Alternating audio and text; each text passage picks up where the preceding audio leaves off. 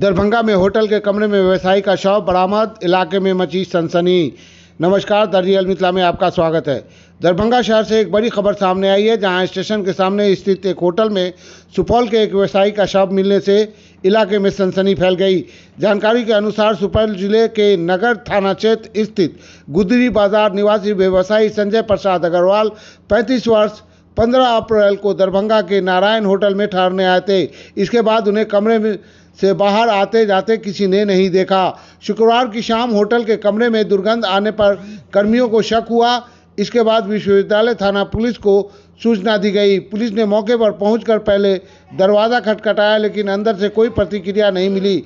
बाद में दरवाज़ा तोड़कर देखा गया तो व्यवसायी का शव बाथरूम के अंदर मिला।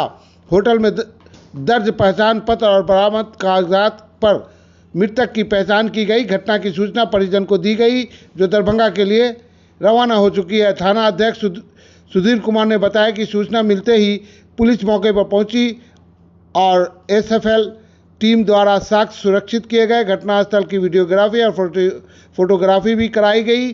प्रथम दृष्टया जहरीला पदार्थ खाने से मौत की आशंका जताई जा रही है।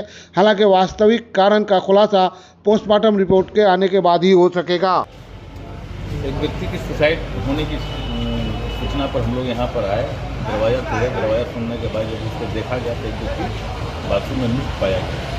इसे आधार कार्ड जब देखा गया, उसका नाम है संजय प्रसाद अग्रवाल, बाप का नाम गोपाल अग्रवाल, ये सुपौल जिला के रहने। और कुछ विशेष सामान उसके पास से बरामद हुई है?